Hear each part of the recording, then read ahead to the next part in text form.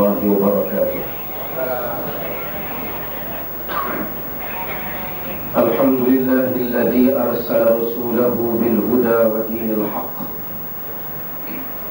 ليظهره على الدين كله ولو كره الكافرون. أشهد أن لا إله إلا الله وأشهد أن محمدا عبده ورسوله بشيرا ونذيرا بين يدي ساعة. بلغ الرسالة وأدى الأمانة ونصح الأمة وجاهد في الله حق جهاده. اللهم صل وسلم على حبيبنا رسولنا سيدنا رسول الله وعلى آله وصحبه ومن تبعه ونصره ووالاه. Yang dimuliakan saudara pengurusi, yang dihormati ahli panel saudara Astara, muslimin dan muslimat yang dirahmati Allah Subhanahu wa taala. Pada 5 menit yang awal ini saya hanya akan memberikan gambaran awal yang belum mendalam terhadap ini berada di dalam kitab-kitab fiqh. Tetapi kita akan jumpa banyak kitab-kitab akidah ke dalamnya tajuk imam, tajuk berhubung dengan kepimpinan. Walaupun ada alasan yang diberikan oleh para mutaakhirin, orang-orang yang akhir ini, terhadap sebab sebahagian daripada para penulis memasukkan imamah di dalam kitab akidah. Kata mereka kerana menjawab apa yang dikatakan oleh Syiah, menjawab segala kelemahan Syiah. Tetapi sebahagian ulama menyatakan sebabnya kerana mereka melihat betapa tingginya persoalan imamah ini hanya layak ia diletakkan di dalam kitab-kitab yang membahaskan mengenai akidah. Oleh kerana itu, maka ahli sunnah wal jamaah menyatakan wajibnya tansibul imam, nasbul imam, wajibnya melantik imam yang memimpin umat Islam sekaligus melaksanakan syariat Allah Subhanahu wa taala. Yang akan kita sebutkan dalil apakah kaitan di antara pelantikan dan pelaksanaan syariat Allah Subhanahu wa taala adalah merupakan tajuk yang penting. Melantik nasbul imam, melantik imam yang melaksanakan syariat Allah dihujah oleh ahli sunnah sekurang-kurangnya pada 4 faktor yang paling utama. Yang pertama, wajibnya melantik imam kata ahli sunnah dengan ijma'. Ijma' bermaksud ittifaqu jami'ul mujtahidin fi asr min al-usur ba'da wafatin Nabi sallallahu alaihi wasallam. Kesepakatan seluruh para mujtahidin, para mujtahid ulama yang boleh berijtihad terhadap sesuatu hukum daripada hukum-hukum Islam setelah wafatnya Nabi kita Muhammad sallallahu alaihi wasallam. Ketika wafatnya Nabi kita Muhammad sallallahu alaihi wasallam, tidak ada yang khilaf bahawasanya seperti yang disebut oleh para ulama, semua sahabat termasuklah Sayyidina Ali karamallahu wajhah menyatakan pentingnya melantik imam. Mereka berhimpun di Saqifah Bani Sa'idah kerana melantik Sayyidina Abu Bakar Siddiq. Bukan masalah pelantikan Sayyidina Abu Bakar Siddiq yang dikatakan ijma', tetapi masalah kesepakatan seluruh para sahabat menunjukkan mereka semua yakin bahawasanya tidak boleh, tidak selepas tidak adanya Rasul. Kerana Rasul kita Muhammad sallallahu alaihi wasallam, dia bukan sahaja imam dan Rasul di masjid, tetapi ia adalah pemimpin negara. Setelah tamatnya kepimpinan Nabi, mesti diganti kepimpinannya oleh umat. Perhimpunan mereka tanpa kecuali, kesepakatan mereka terhadap hal ini menjadikan perkara ini ijma' di sisi ahli sunnah wal jamaah. Yang tidak ada sahabat, mereka mendengar wahyu, mereka melihat Nabi dengan zatnya, mereka mengetahui selok-belok dan bi'ah, jauh suasana, ruh, syariat, maqasid kepada syariat. mereka semua berhimpun untuk melantik imam. Ijma' kata ahli sunnah wal jamaah yang tidak boleh dibantah. Dan semua kita tahu Allah menyebut wa man yushaqiqir rasul min ba'di ma tabayyana lahu al-huda wa yattabi' ghayra sabilil mu'minin nuwallihi ma tawalla wa nuslihi jahannam wa sa'at masir. Sesiapa yang menyahaki Rasul setelah jelas kepadanya jalan petunjuk dan mengikuti selain daripada jalan mukmin, sahabat adalah jalan mukmin, Allah akan memasukkan mereka ke dalam neraka jahanam. Kedua, bagi mensingkatkan tempoh 5 minit umum, wajibnya itu kerana ad-dharar, kerana menolak bahaya. Kalau sekiranya tidak ada pemimpin dan imam yang memimpin umat, maka akan binasalah umat. Inilah yang disebut oleh Al-Imamul Haramain di dalam Riyadul Umar. Kenapa sahabat sanggup meninggalkan jenazah Rasulullah sallallahu alaihi wasallam dan berhimpun untuk melatih kepimpinan? Kerana bahayanya tidak dilatih pemimpin yang melaksanakan ketaatan kepada Allah dan syariat Allah Subhanahu wa taala. Yang ketiga, wajib melatih pemimpin di atas dasar la yutimul wajib illa bihi wa huwa wajib. Perkara yang tidak sempurna wajib, melainkan dia wajib. Kewajipan agama banyak tertanggung di atas pelantikan kepimpinan Islam. Tak mungkin dapat dilaksanakan hudud melainkan bila adanya pemimpin yang melaksanakan Islam. Tidak mungkin dapat dilaksanakan banyak perkara pembahagian harta benda, keadilan, melainkan dengan adanya Islam, dengan adanya kepimpinan Islam. Sehingga Muhammad Al-Mubarak menyebut orang yang menyatakan tidak wajib melatih kepimpinan yang melaksanakan Islam adalah orang yang tidak ada akal sahaja. Di dalam penulisannya dalam Nizamul Islam, beliau menyebut hal yang keempat, para sahabat radhiyallahu anhu memuliakan Rasulullah sallallahu alaihi wasallam dengan kemuliaan yang tidak ada tolak bandingnya. Dalam hal demikian, mereka sanggup meninggalkan jenazah Nabi kerana menguruskan soal politik, iaitulah soal pelantikan penggalang ganti kepada Nabi sallallahu alaihi wasallam. Mereka tinggalkan jenazah kepada ahli bait, kepada Ali dan beberapa orang lagi. Mereka semua berkumpul di Saqifah Bani Sa'idah, sehingga kadang-kadang disebabkan waraknya ulama-ulama ahli sunnah. Bila nak tak tergamak, mereka nak sebut bahawa saya sahabat ni tinggal jenazah Nabi, pergi buat urusan politik. Mereka menyatakan pergi buat urusan pelantikan imam, pemerintahan negara. Mereka menyatakan sahabat itu telah berhimpun untuk melantik imam, sehingga mereka meninggalkan kewajipan yang lain. Kewajipan yang lain, apa kewajipan yang lain itu? Melantik imam, menyelesaikan, menguruskan jenazah Nabi. Tak tergamak mereka nak kata sahabat tinggalkan jenazah Nabi. Mereka kata tinggal kewajipan yang lain, kerana mereka rasa hebat dan besarnya Nabi seolah tak patut tinggal, tetapi kepimpinan menyebabkan mereka tinggal. Kata Al-Alamah Al-Bastawi di dalam kitabnya Usuluddin, inna sahabata ba'da wafatin Nabi sallallahu alaihi wasallam wa radhiyallahu anhu ishtaghalu bi ta'yin al-imam wa qaddamuhu ala sa'ir al-fara'id laula annahu fariḍah lama qaddamuhu ala sa'ir al-fara'id wa hiya qital al-kuffar wal kasb wa ghayr dhalik. Sahabat itu selepas wafatnya Nabi, mereka itu sibuk untuk menentukan siapakah imam. Mereka mendahuluinya di atas segala urusan yang lain. Kalaulah tidak kerana wajibnya pelantikan imam, mereka tidak mungkin untuk mendahulukannya di atas urusan yang lain, seperti memerangi orang kafir, pekerjaan dan selainnya, iaitu jenazah Nabi. Tak gamak tak sebut jenazah Nabi, besar jenazah Nabi, tetapi pelantikan imam malang.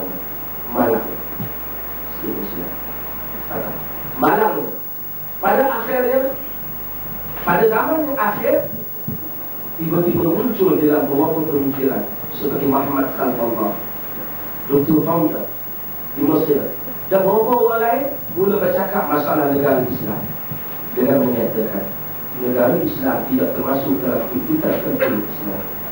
Negara Islam tidak termasuk dalam tuntutan kepada umat Islam untuk membina.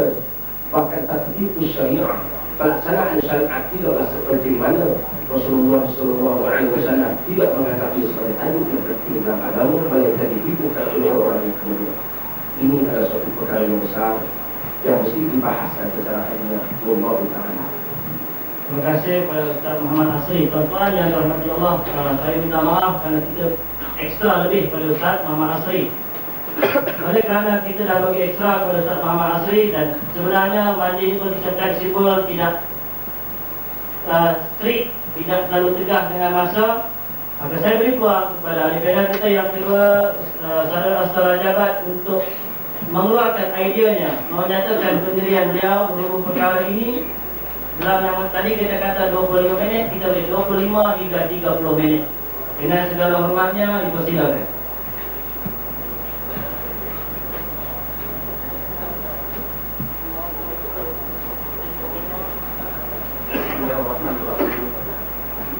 Alhamdulillahirrahmanirrahim. Wassalatu wassalamu ala asyrafil anbiya'i wal mursalin wa ala alihi wa sahbihi ajma'in. Yang dihormati saudara pengurusi majlis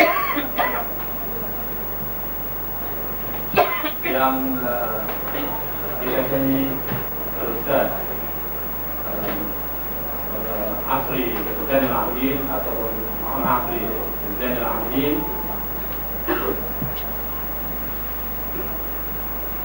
yang dirahmati Allah, saudara dan saudari, para hadirin hadirat yang berada dalam majlis hari ini. Assalamualaikum warahmatullahi wabarakatuh.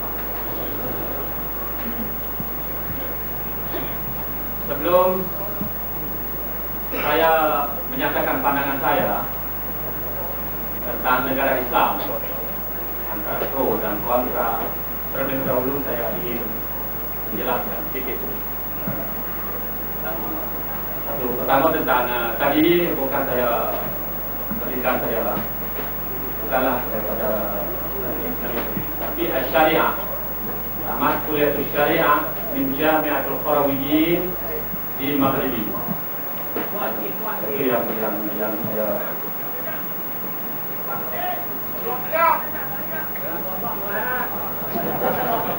halo.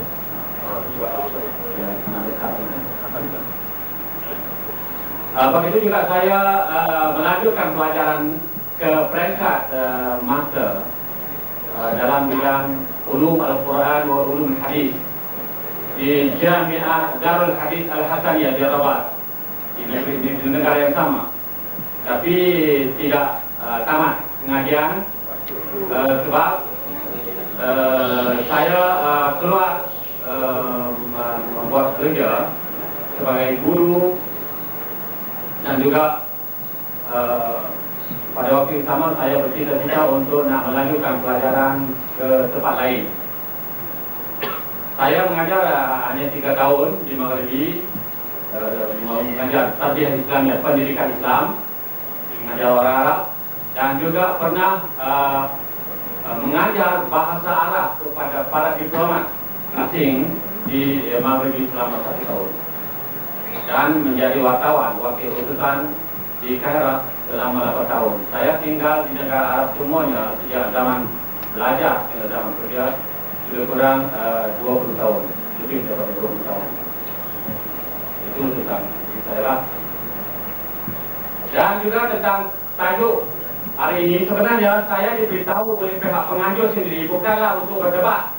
Saya daripada awal-awal lagi, apabila mereka minta saya di sini supaya datang ke sini, dan memberitahu kepada pihak penganjur bahawa kita akan mengadakan tahawur ataupun dialog untuk berdialog tentang isu-isu agama yang saya bincangkan Islam, dan tajuk negara Islam pro dan kontra ini pun saya juga baru tahu beberapa hari lalu, tapi tidak masalah.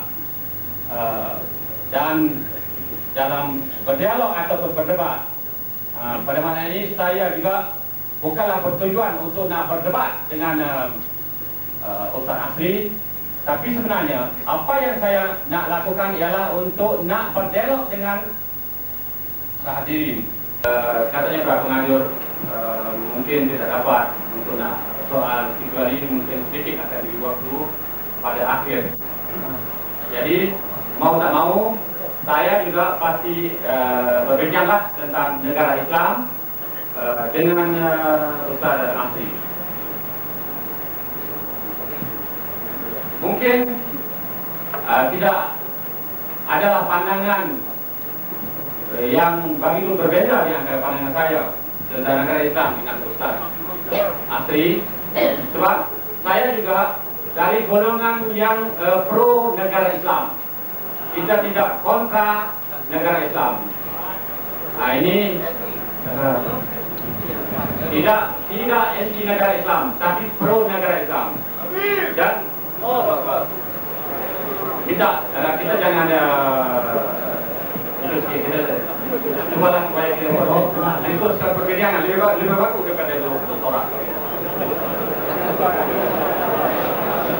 Apa yang disebut oleh Ustaz Asri tadi tentang wajibnya tansib imam ataupun pelantikan imam adalah tepat, dan saya juga tidak akan menyanggah pandangan itu. Memang sebab penubuhan negara ataupun pelantikan pemimpin Islam dalam sebuah negara adalah merupakan perkara yang wajib, perkara yang penting, wajib siasi, wajib dini ataupun wajib agama, wajib politik dan wajib kemasyarakatan. Sebab dengan tiadanya pemimpin dalam sebuah negara ataupun dengan tiadanya negara Islam, maka segala urusan orang Islam tidak dapat dilaksanakan. Bagaimanapun saya tidak akan bincang lanjut apa yang dibincang oleh Ustaz Asri tadi. Cuma saya akan membincang tentang negara, bagaimana negara Rasulullah SAW dan juga macam mana negara di zaman Khulafaur Rasyidin, negara para sahabat yang 4 orang sahabat itu. Apakah macam mana bentuk negara? Dan juga kita akan bincang negara pada zaman Empire Al-Umayyah, Ad-Daulah Al-Umayyah yang bertapak di Damsyik ataupun Dimashq. Bahasa Arab dia panggil Dimashq, tapi di sini panggil bahasa Melayu panggil Damsyik. Dan juga seterusnya akan menyebut macam manakah pembentukan Ad-Daulah ataupun negara Islam di zaman kerajaan Abbasiyah. Abbasiyah di Baghdad.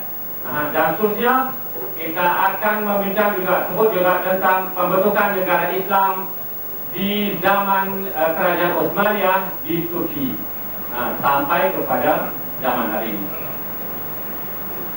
Saudara dan saudara sekalian, sebenarnya negara di zaman Rasulullah SAW tidak ada bentuk tertentu, bentuk negara yang boleh dipanggil nama negara-negara tertentu. Tidak disebut dalam Al-Quran ataupun dalam hadis bahawa macam manakah bentuk negara Rasulullah SAW. Tidak disebut. Dan juga tidak disebut pada zaman Khulafaur Rasyidin pun tidak timbul masalah bentuk dan rupa negara. Tetapi para sejarawan dan ulama memanggil negara Rasulullah SAW sebagai negara An-Nubuwah ataupun negara Nabi. Kerana tidak ada nama, maka diberi negara An-Nubuwah atau Daulah An-Nubuwah ataupun Daulah negara Nabi. Kalau kita ataupun negara kenabian ataupun tapi pokoknya maksudnya adalah negara Nabi. Negara Nabi ini bukanlah seperti negara Malaysia sekarang. Negara panggil Daulah Al-Madinah. Daulah Al-Madinah artinya merupakan negeri saja. tidaklah meluas kepentingan city state kalau dalam bahasa Inggeris, macam Singapura sekarang. Itu saja bentuk negara Rasulullah SAW. Dia tidak besar. Negara Islam jadi besar di zaman lain, di zaman selepas Rasulullah SAW. Di zaman Nabi, negara adalah sangat kecil. Negara macam negeri yang ada di tempat kita sekarang. Itu saja negara Rasulullah. Tapi dari segi penamaan, menamakan negara sebagai negara Islam ataupun negara apa saja tidak wujud pada zaman itu. Tapi entahlah, mungkin Ustaz Ali boleh membuka sejarah lagi yang lebih jauh lagi, menemukan nama yang ada disebut bagi Daulah Nabawiyah. Dan juga ulama menganggap negara Rasulullah SAW itu bukan daulah diniyah, bukan negara agama. Negara agama artinya negara yang bentuk macam negara gereja di zaman pertengahan di Barat, di mana yang menguasai negara itu adalah padri, bukan orang politik. Itu juga ulama ini termasuk Dr. Yusuf Qaradawi, dia tidak menyatakan, tidak setuju mengatakan negara Madinah atau negara Rasulullah itu sebagai negara agama, tapi dipanggil negara Madaniyah, Daulah Madaniyah.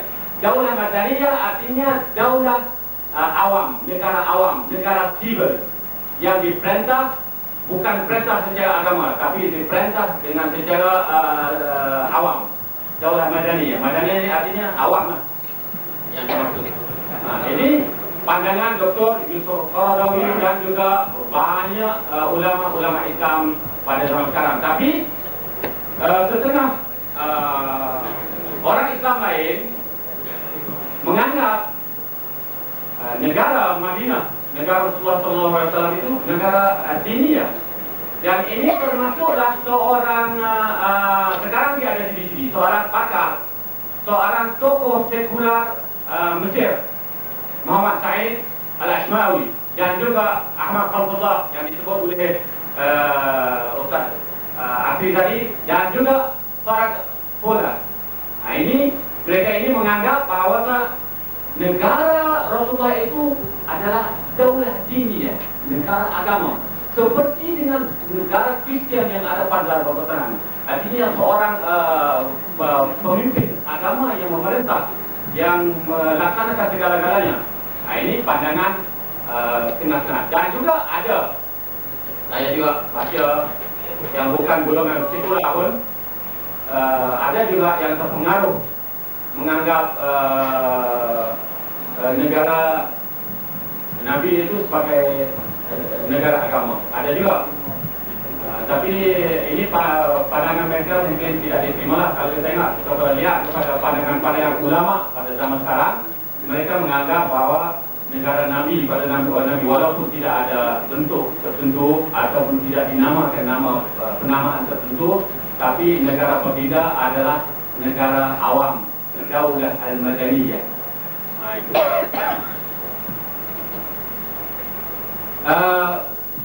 Bagaimanapun, ada juga sarjana Islam dan bukan Islam yang mengatakan bahawa Nabi tidak menubuh negara, tapi meletakkan asas saja. Ini pun ada juga. Dan ini pandangan setengah orang sekular dan juga pandangan daripada pemikir-pemikir Islam. Tapi tidak sukar untuk diterima sebab kalau mengatakan Nabi itu meletakkan asas saja, bagaimana dia melaksanakan hukum hakam ataupun undang-undang dalam negara kalau dia meletak asas saja, seperti melaksanakan undang-undang tentang pelaksanaan jinayah dan lain-lain lagi yang dilaksanakan Rasulullah, kalau tidak ada muassasah daulah, tidak ada institusi politik dalam negara. Tapi mereka ini menganggap negara Islam yang betul hanya bermula pada zaman Umar Ibn Khattab. Jadi pembentukan negara sudah nampak. Ini satu pandangan. Tapi yang jelas, kalau diukur dengan kacamata mereka ini, berbeda-beda pandangan itu. Mereka ini mengatakan, ada satu lagi mengatakan, Daulah Islam yang al-kamilah, negara Islam yang sempurna tertubuhnya. Negara Islam yang sempurna di zaman Khalifah al-Umayyah, Umar bin Abdul Aziz. Yang ada yang kata begitu. Ini pandangan. Ini bukanlah kita masukkan kita sokong pandangan itu ataupun ini nak cerita bahawa ada macam-macam pandangan tentang negara Islam. Dan kalau kita pindah kepada zaman Al-Abbasiyah, zaman Khulafa' ar-Rasyidun, kita akan mengetahui, akan dapat tahu bahawa negara di zaman Khulafa' ar-Rasyidun pun tidak ada syatul daulah, tidak ada bentuk tertentu. Belum ada lagi nama. Dan nizam ataupun sistem yang dilaksanakan di zaman Khulafa' ar-Rasyidun pun tidak ada bentuk yang jelas, belum muncul. Tapi kita lihat bahawa di zaman Khulafa' ar-Rasyidun telah mula melaksanakan sistem macam syura untuk dalam pelantikan para khulafa, macam untuk nak melantikkan Abu Bakar, nak melantikkan Umar sebagai khalifah, dan nak melantikkan Osman sebagai khalifah, dan seterusnya Ali sebagai khalifah, diguna satu sistem syura. Tapi dari segi penamaan tidak ada penamaan, cuma ada digunakan sistem syura. Dan sistem yang mereka guna itu dipanggil sistem al-istikhlal atau al-khilafah. Khilafah itu artinya khalifah lah. Sebab khalifah ini artinya pengganti. Jadi ada banyak ciri-ciri yang muncul dengan secara tidak rasmi, tidak dengan istilah yang rasmi. Muncul istilah al-khilafah atau khalifah dan muncul istilah asyura. Asyura ni dalam musyawarah. Sebab sebelum nak melantikkan khalifah diadakan syura. Kalau zaman sekarang dikatakan syura itu telah masuk ke satu tahap sekali lagi, tahap yang lebih mantap, lebih itu lagi dipanggil demokrasi. Tengah-tengah berpilih pada Islam menyamakan bahawa demokrasi yang ada sekarang walaupun berasal daripada Greek, daripada Yunan, tapi juga melalui juga kaitan dengan peradaban Islam, yaitu pentadbiran politik Islam di zaman keagungan Islam dulu. Jadi itu di zaman Khulafa' ar-Rasyidun. Pada zaman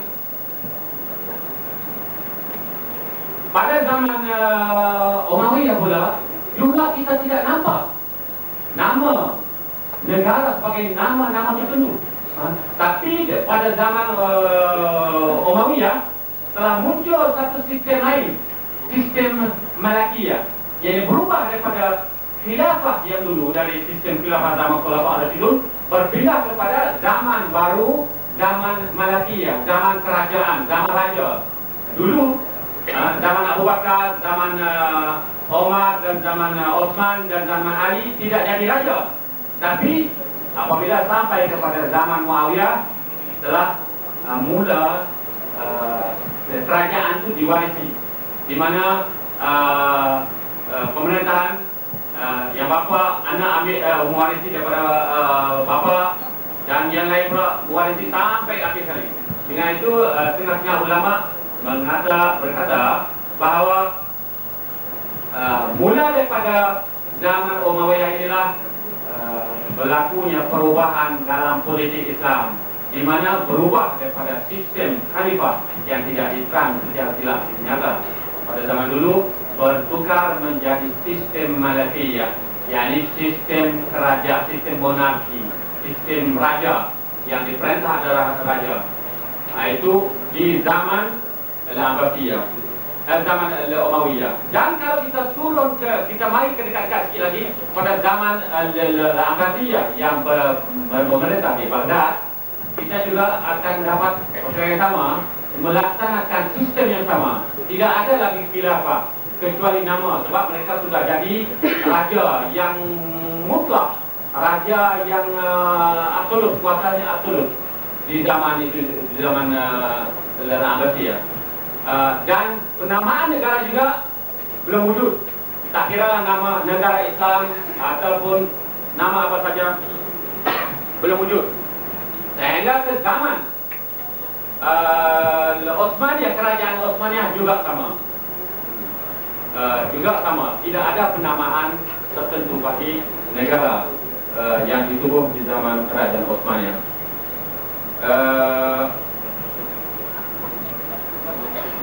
Kalau kita kembali kepada nizam ataupun undang-undang ataupun sistem yang dilaksanakan di zaman Nabi, sudah tentunya kita sistem yang dilaksanakan itu adalah bergantung kepada Al-Quran dan hadis.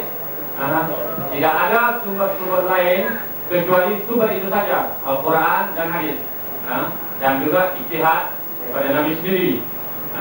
Tapi kalau kita berpindah kepada zaman Khulafaur Rasyidun, kita akan dapat melihat bahawa di sana tidak saja Al-Quran dan hadis, ataupun itu ada satu lagi sistem yang dibawa masuk di zaman Umar Ibn Khattab, dipanggil Ad-Dawawin Al-Farisiyah dan Ad-Dawawin Ar-Rumiyah. Dawawin Farisiyah, Dawawin Rumiyah ini bermaksud, kalau boleh diistilahkan zaman sekarang, ialah undang-undang Farsi ataupun undang-undang pentadbiran Farsi dan undang-undang pentadbiran Rumi. Dan undang-undang ini diguna di samping Al-Quran dan hadis, diambil yang tidak bercanggah dengan Al-Quran dan hadis, dilaksanakan di dalam kerajaan Khulafaur Rasyidun dan diguna dalam bahasa asli, yaitu bahasa Farisiyah atau bahasa Iran, dan juga digunakan dengan bahasa Rumiyah, bahasa Rom. Dan tidak diterjemah undang-undang ini, peraturan ini ataupun akta luar negeri ini tidak diterjemah ke dalam bahasa Arab kecuali pada zaman Khalifah Umar bin Abdul Aziz, di mana kali pertama diarah supaya undang-undang ini semua diterjemah ke dalam bahasa Arab. Sebab ada sebab-sebab tertentu, tapi yang kita baca dalam tarikh Islam, sebab-sebab itu saya tidak dapat terima, yang menyebabkan itu mungkin ada sebab saintifik yang lain. Saya tidak akan sebut ini sebab itu. Mungkin ada sebab-sebab yang lain yang menyebabkan orang Islam menerjemahkan undang-undang itu ke dalam bahasa Arab. Ini berlaku sejak zaman Umar Ibn Khattab. Undang-undang ini diguna untuk nak mencatat pembahagian harta perang dan habuan-habuan para tentera, untuk nak beri pada tentera berapa mereka dapat. Semua ini diguna sistem dibawa daripada Farisi. Dapat lihat bahawa keuangan, mata wang, bukan keuangan, mata wang di zaman itu juga tidak mengambil, Islam tidak ada mata wang sendiri, dan diambil mata wang Iran, mata wang Farsi untuk digunakan di zaman Islam, dan juga mengambil mata wang daripada pihak Barat atau Rom, mata wang dirham, dipanggil dalam bahasa lain dirham, dan juga dinar. Itu semua tidak sakal nufud artinya membuat duit sendiri, kecuali di zaman Umayyah. Zaman Nabi tidak ada duit sendiri, dan juga zaman Khulafaur Rasyidun tidak ada duit sendiri. Duit mata wang sendiri ada dijadikan wang Islam adalah di zaman Daulah Al-Amawiyah.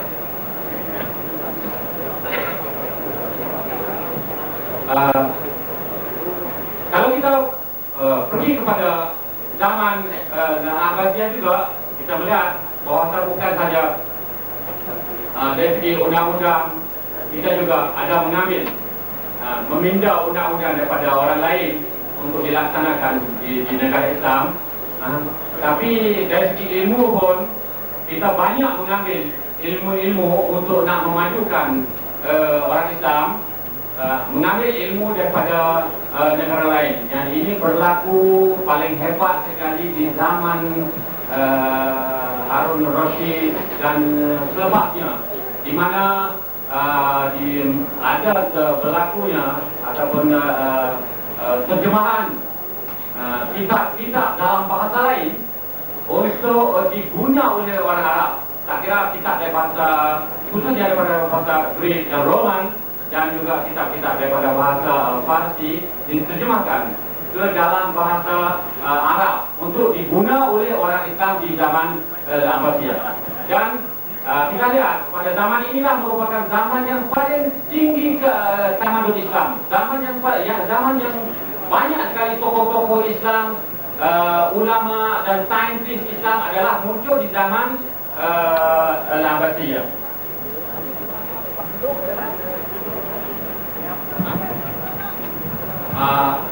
Saya rasa itulah yang pertama saya memulaikan tentang negara Islam, dan tidaklah saya nak sanggah pandangan Ustaz Asri, tapi kita membawa pandangan dari sudut yang lain. Dan sekian. Assalamualaikum warahmatullahi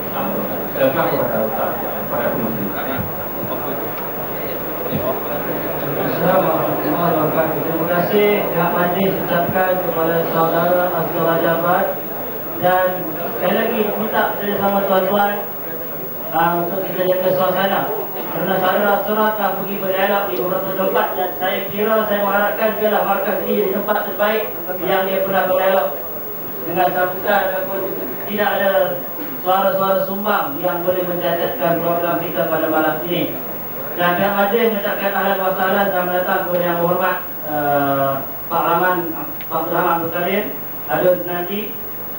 Dan mestinya sekalian, saudara-saudara, barangkali ada yang keluar suara-suara tadi, bidang beliau ialah tulisan dan beliau berasal dari Jabat Naratibat Selatan Thailand. Jadi mungkin bahasa yang tuan-tuan dengar kurang biasa barangkali dan tidak sederas tulisan-tulisan yang barangkali.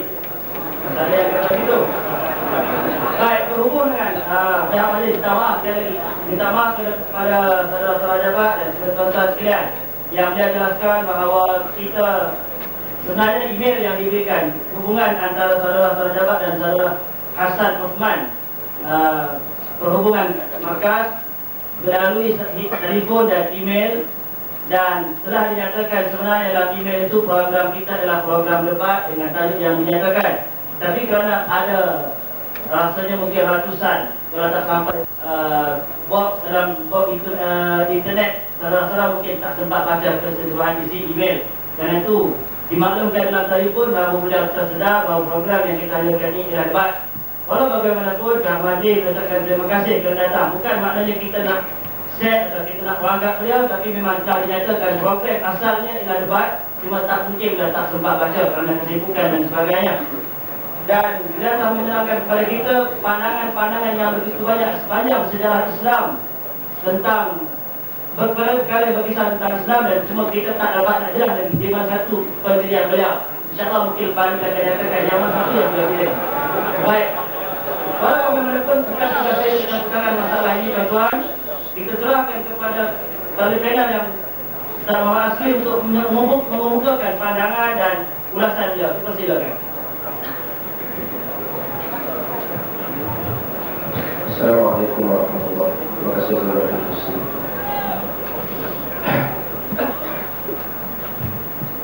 Sebagaimana yang disebut oleh pengurusi tadi, berdasarkan kepada cakap saudara-saudara, sama ada masa tidak mengizinkan beliau ataupun apa-apa, beliau perlu menjelaskan di mana duduk dan pandangannya. terhadap konsep negara. Tetapi saya akan menyebut beberapa nukta, beberapa titik perbincangan yang dikemukakan oleh saudara Astra tadi yang saya rasa tidak menepati kepada kehendak-kehendak keilmuan. Yang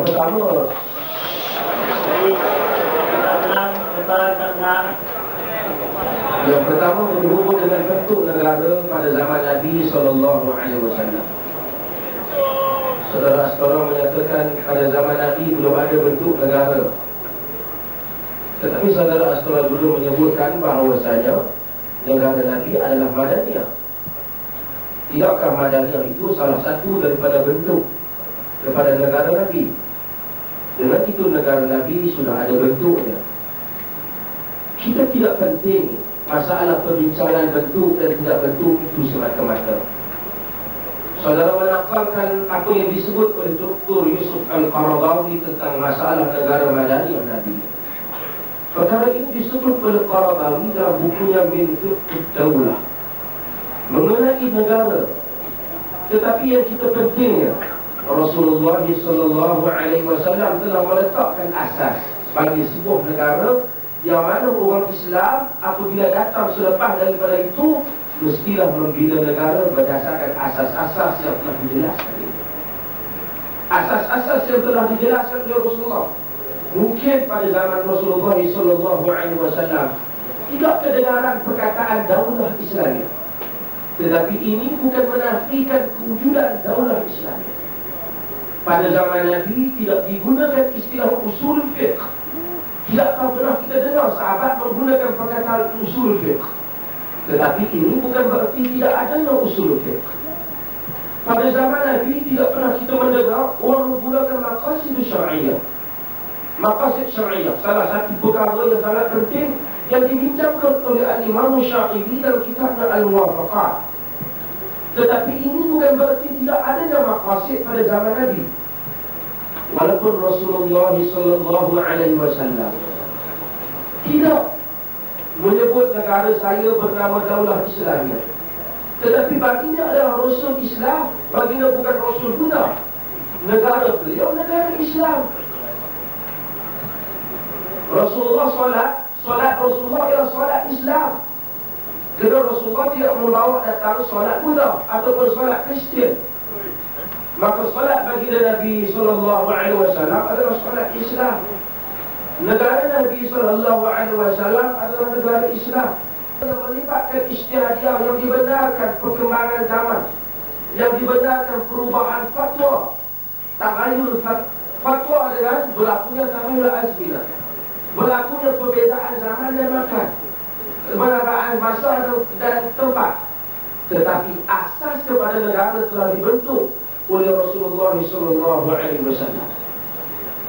Negara yang dibentuk oleh Rasulullah SAW itu dipahami oleh umat Islam sejak daripada hari baginda membentuknya sehingga 13 kurun kemudian.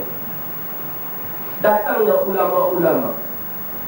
Selepas daripada itu, sama ada ulama itu sahabi apabila membuat negara, rujukan mereka ialah negara Nabi.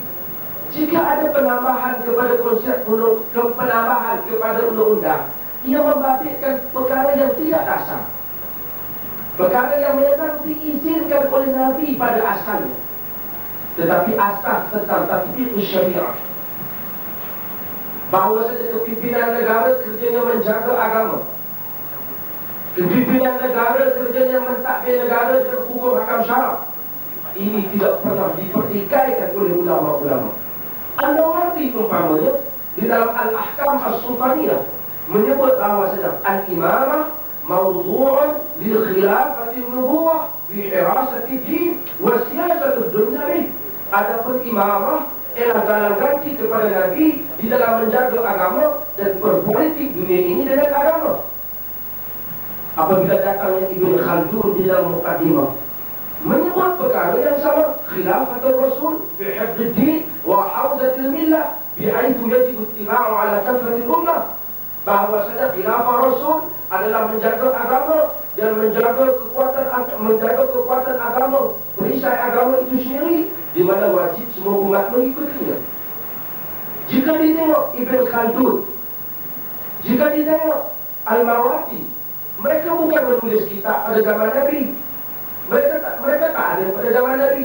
Mereka bukan menulis kitab pada zaman kerajaan Khulafa' Ar-Rasyidun Al-Mahdiyun, tetapi mereka menulis kitab sebahagian seperti Ibn Taymiyah, seperti Ibn Qayyim, seperti ulama-ulama yang membahaskan kitab-kitab imamah, sama ada mereka menulis pada zaman kerajaan Umayyah ataupun pada kerajaan Abbasiyah. Tetapi gambar rajah sebuah negara yang mesti dibina oleh orang Islam sangat jelas. Sangat jelas. Hukum hakam yang mesti dilaksanakan oleh seorang Islam sangat jelas. Sebab itu, muslimin dan muslimat sekalian, pada zaman Al-Imam, pada zaman Baghdad, pemerintahan kerajaan Abbasiyah, berlakulah suatu peristiwa yang sangat penting, di mana orang Islam telah ditawan oleh Mogul. Ada negara kawasan Islam yang telah dimasuki oleh Mogul, sehingga Baghdad dikatakan telah menjadi satu kawasan yang ditumpahi dengan darah.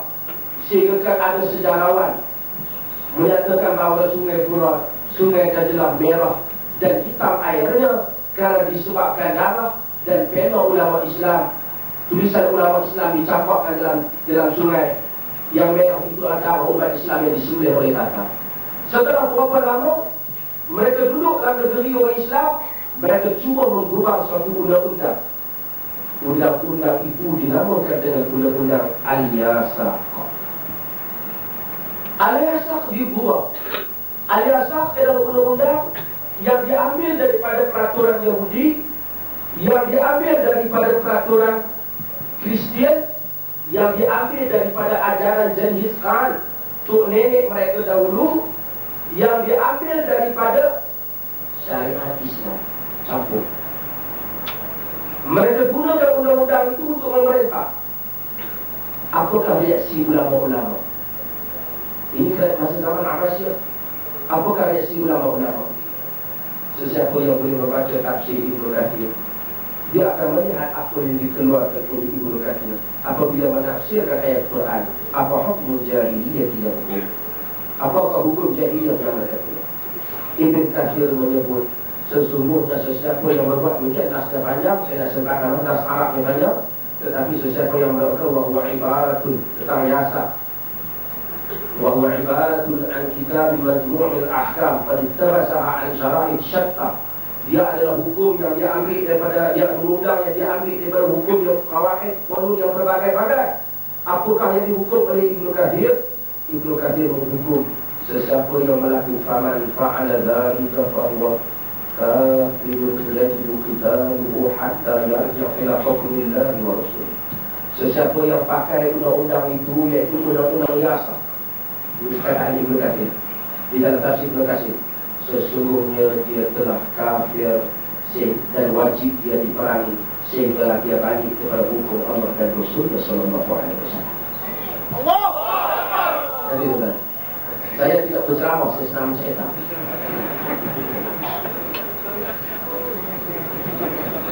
Apabila saya sedang cerita tentang bentuk negara yang saya fahami,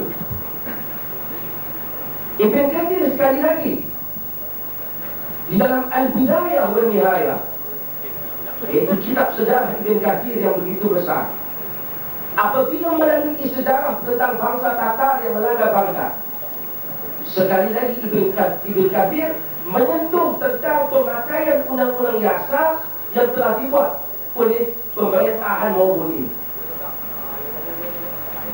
Kata Ibn Katsir, kalau sekiranya Allah Subhanahu wa Ta'ala menghukum orang-orang yang memakai ajaran Yahudi dan Nasara, sedangkan ajaran itu turun daripada langit dulu, setelah kedatangan Nabi masih lagi tak pakai Yahudi dan Nasara, mereka kufur. Pakai bagaimana yatahakam ila Yasaq? Bagaimana dengan orang yang pakai undang-undang Yasaq? Kalau undang-undang Yahudi yang asalnya turun Taurat dan Injil, kedatangan Nabi tak boleh pakai lagi, bagaimana orang yang pakai undang-undang hak tak masuk daripada langit yang buat sendiri? Wah, huwa kafir, mereka adalah kafir. Bukan isu kafir mereka, tapi saya nak ceritanya betapa tegasnya ulama-ulama betapa nampaknya mereka tentang asas-asas pemakaian undang-undang dan pembentukan negara. Masalah pelantikan syura, berapa orang nak lantik, memang Quran tak tentukan. Berapa orang nak lantik jadi menteri kabinet, Quran tak tentukan. Berapa orang nak lantik menteri perdagangan, Quran tak tentukan. Berapa orang nak lantik menteri bahagian penerangan, Quran tak tentukan. Siapa yang nak dilantik dia, orang yang tinggi ke rendah, Quran tak tentukan. Tetapi asas-asas Islam terhadap negara telah ditentukan oleh Quran. Mestilah orang itu beriman dengan apa yang diimani oleh Quran dan Sunnah. Mesti kerajaan itu mengakui tentang undang-undang Allah Subhanahu Wa Taala dan Rasulullah Sallallahu Alaihi Wasallam. Sehingga kan apa yang berlaku terhadap tata, maka Al-Marhum Ahmad Syakir menyatakan, itulah sekular yang pertama yang berlaku dalam negara orang Islam, iaitulah mengasingkan undang-undang Islam, tak melaksanakan undang-undang Islam yang dibuat oleh bangsa lain. Dan itulah fatwa yang dikeluarkan oleh Ibn Kathir yang tuan-tuan akan tengok betapa ulama sangat tegas terhadap pemakaian undang-undang Muslim, undang-undang Islam dalam dasar, dalam keseluruhan. Maka dengan itu kita faham daripada perkara ini, golongan yang akhir, saudara Asura kata dia begitu berniat dengan Muhammad Al-Ghazali. Muhammad Al-Ghazali menyebut ini adalah tala'ub bil alfaz, cuba main-main dengan lafaz, kadang-kadang sampai main-main dengan perkataan, kadang-kadang sampai kita menutup gambaran yang sebenar tentang permintaan negara, asas bernegara Islam. Kita bincangkan benda yang tak boleh dipahami lagi. Begitulah begininya yang kita bincangkan tentang masalah wujudan negara Islam. Sepanjang 13 kurun orang Islam semua tahu Islam ada kaitan dengan negara, dan negara Islam mesti dibina di atas asas-asas Islam ini. Ini semua orang Islam tahu. Sehinggalah kerajaan Uthmaniyah datang. Bukanlah, dan saya sebelum saya lupa, contoh kepada pembinaan negara diambil daripada negara Nabi. Dan sahabat, pembinaan sahabat Al-Khulafa Ar-Rasyidun, apa yang mereka lakukan juga boleh diambil pada sebahagian mazhab. Dan walaupun Syafi'i menyatakan qaul sahabi tidaklah sebagai hujjah, namun begitu ada perkara-perkara yang dilakukan oleh sahabat yang kita tak dapat faham melainkan daripada Nabi, maka kita anggap sebagai hujjah. Muslimin dan muslimat sekalian, pada kerajaan Umayyah ada kelemahan pemerintahan Islam, ada kelemahan. Pada kerajaan Abbasiyah juga ada kelemahan, tetapi tidak pernah mereka ini menanggalkan undang-undang Allah. Kelemahan bersifat pribadi, tetapi menjunjung undang-undang, meletakkan Islam dan taknim, meletakkan Islam dan sebagai syariat asas kepada negara. Islam sebagai hukum akal Islam adalah undang-undang. Sehingga kan Al-Mawardi menyebut kisah tentang Muawiyah bin Abi Sufyan, walaupun riwayat yang boleh dibincangkan lagi tentang kedudukannya. Apabila Muawiyah bin Abi Sufyan telah memotong tangan semua orang yang mencuri berdasarkan hukum Allah, mari satu orang yang nak mencuri, yang mencuri juga dia bersyair, dia minta supaya Muawiyah simpati kat dia dengan potong tangannya. Diikuti dengan ibunya yang daripada kampung ulu mana, mari nampak kata Muawiyah tu selalu potong tangan nak tu kesian. Muawiyah kata potong tangan semua orang yang mencuri, macam mana aku tak boleh potong tangan nak. Aku nak buat apa dengan kau tak potong tangan anak ni? Apa kata perempuan daripada kampung yang tak tahu? Ija'alhu ma'adhu allati tastawfi. Kau jadikanlah, kau tak potong tangan anakku ni senarai dosa-dosa yang kami tak pun kata Tuhan. Menunjukkan apa? Dia tahu apa? Berdosanya. Tak buat dia undang-undang Allah Subhanahu Wa Taala, sekalipun dia mai daripada ulu mana tak tahu, bukan ulu langat lagi, lebih ulu lagi.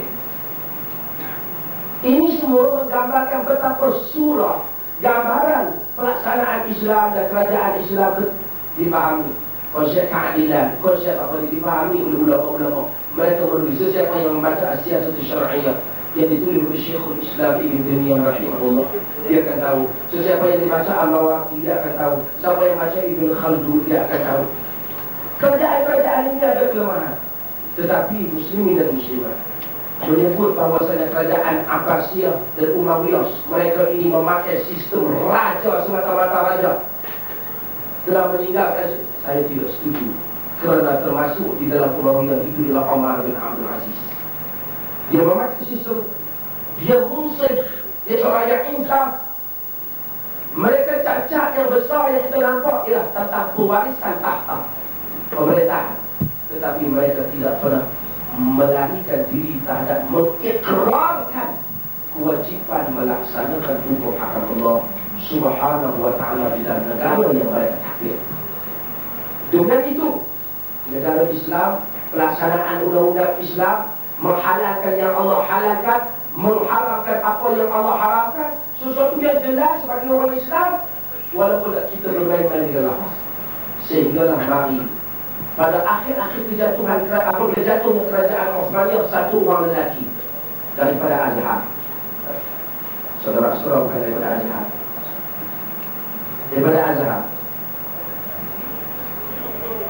Al-Syekh Ali Hukum Al-Islam wa Usulul Hukm. Di dalam Al-Islam wa Usulul Hukm, Ali Abdul Raziq telah menafikan tentang tanggungjawab mewujudkan kerajaan Islam dan menafikan Nabi SAW telah membina negara seperti yang dituntut oleh Allah SWT. Bahkan pembinaan negara ini tidak pernah menggunakan dengan asas-asas yang diminta dalam Quran. Bahkan Nabi itu hanyalah seorang penyampai saja, bukan penghukum kepada orang. Bahkan katanya terbukti dalam sejarah asas-asas yang diminta dalam Quran. Bahkan Nabi itu hanyalah seorang penyampai saja, bukan penghukum kepada orang.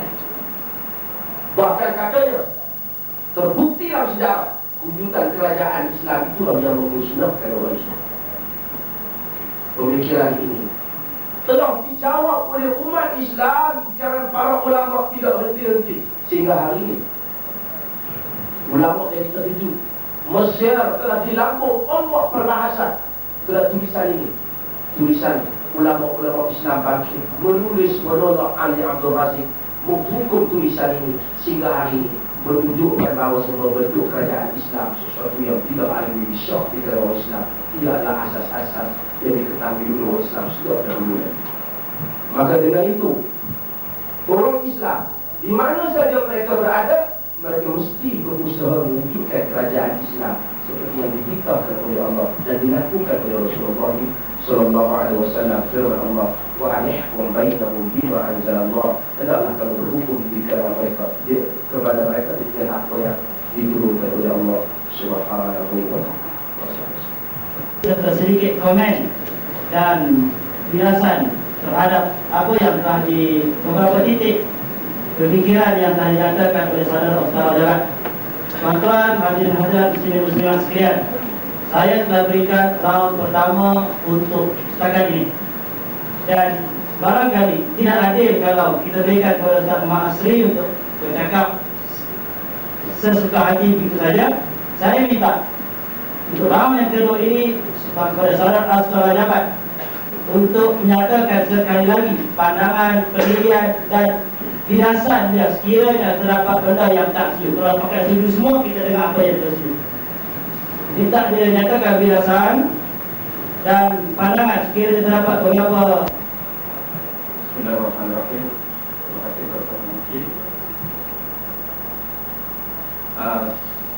Sekali lagi saya nak sebut tentang yang disebut oleh saudara Muki tadi, bahawa saya mungkin tidak baca email, dan saya baca dan dah bincang pun dengan Hasan Osman bahawa kita bukan mau berdebat, dan saya juga berbincang tersebut perkara itu dengan Ustaz Asri sendiri. Dan tajuk pun saya dah beritahu juga, tajuk bukanlah untuk berdialog sebab debat. Walaupun saya dalam tulisan saya, dalam utusan Malaysia hari Jumaat tidak ada debat, hanya itu nak beri peluang kepada orang yang sangat banyak sangat yang berkata macam-macam. Kita nak beri peluang pada mereka untuk nak mengeluarkan pendapat. Dan juga hanya tujuan untuk nak musuh-musuh saja, bukan sebab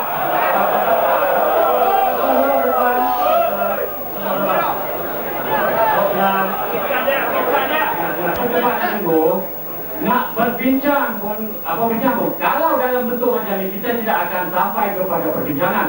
Sebab itu saya lebih suka tahawur atau berdialog dengan orang. Saya sendiri tidak beritahu kepada Ustaz Azhar ini, saya tidak akan berdebat dengan dia.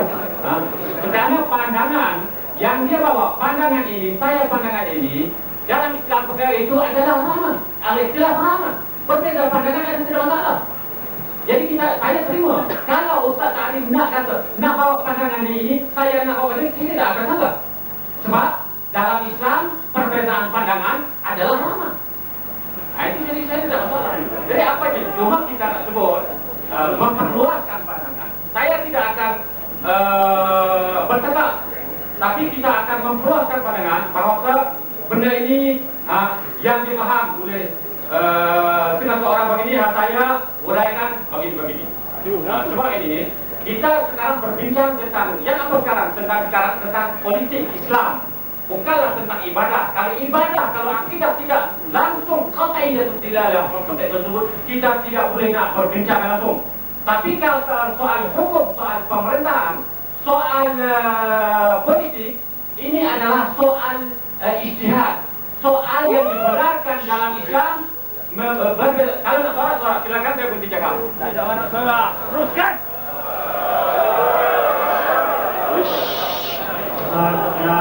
Saya tidak masalah kalau nak itu pun buat. Saya maksudnya kita orang Islam, kita berakhlak dengan akhlak Islam. Sekarang saya adalah orang yang akan menjawab saudara Astra, dan saya akan menjawab apa yang dia kata. Dan kalau saudara jawab begini, artinya kita menimbulkan satu suasana yang tidak Islam. Jadi suasana Islam ini ditutup. Walaupun saudara waktu jangan ramai-ramai, tetapi dari segi akhlak Islam kita dinilai juga. Semua orang cintakan kepada negara Islam, dan saya akan bela untuk pihak saudara pada sekarang tersebut. Minta maaf, saya sebenarnya bukan nak jadi baju. Tapi datang sini untuk berkawan, untuk berkenalan. How to pull syai, apa pun kita datangnya untuk nak taruh, untuk berkenalan. Itu yang lebih penting. Bukan soal pandangan. Dengan cara majlis begini kita tak dapat menyelesai. Tapi kita pasti duduk dalam kerusi dan berbincang, membuka kitab. Buat rujukan itu, ini baru selesai. Tapi ini hanya untuk nak berkenalan dengan saudara. Untuk nak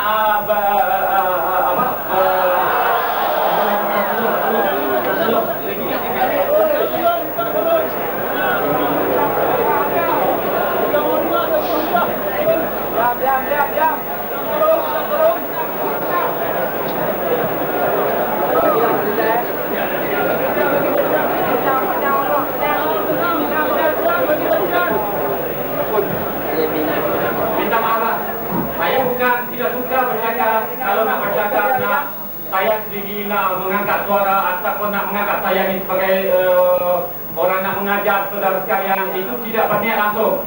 Apa yang saya bincang, saya sebut di sini bukan nak suruh saudara dan saudara sekalian mengikut dan ambil bulat-bulat yang saya cakap, tapi mau mencetuskan satu pemikiran supaya anda sekalian berfikir dan pergi cari dalam buku atau bertanya orang yang berada, orang yang ada ilmu, orang yang ini tujuan saya. Tujuan nak tahdik ataupun nak menggerakkan pemikiran kita yang berada dalam keadaan pembekuan. Itu saja yang saya buat. Dan saya kalau mengikut, kalau saya dengar, kalau tengok daripada internet, tengok daripada notis-notis yang dihantar kepada saya daripada Perak dan di mana-mana tempat, saya asalnya nak buat dialog, bukan nak buat. Tapi saya tengok notis-notis macam-macam, perli saya macam-macam dalam internet, kata nak berdebat atau macam-macam dengan sebutan macam-macam. Saya tidak akan datang. Kalau saya betul-betul tak menghormati, tak mau berbincang dengan saudara sekalian, saya ada hak tidak datang. Ini hak saya. Tapi oleh kerana saya mau melihat dan orang yang tak suka pada pandangan, tak setuju dengan saya tidak akan buat, saya akan datang juga. Datang dengan seorang diri. Tidak ada kawan dan tidak ada orang yang mengiring saya. Saya datang seorang diri saja. Tidak hujah. Kita mau dengar hujah, bukan mutat. Dan belum nak berhujah, inilah dulu kena sampai. Itu. Yang kita minta. Sila bertenang semua. Sekali lagi Chan. Ya. Dan juga seperti saya terang tadi, perbezaan pandangan di kalangan umat Islam dialu-alukan dalam Islam, kecuali dalam akidah, dalam ibadat yang kita tidak boleh berbeza. Kalau kata apa yang kita kata tentang sembahyang, tidak ada lagi orang yang nak boleh kata tentang sembahyang ataupun tentang jinayat-jinayat, tidak ada orang yang boleh nak menghalalkan perkara itu. Tapi kalau tentang perbincangan politik, perbincangan tentang pentadbiran Islam, kita berhak memilih dan mendengar, pilihlah yang mana logik dan pilih yang mana baik. Itu dalam pandangan Islam. Tentang juga pengusi tadi tanya saya macam mana pendirian saya tentang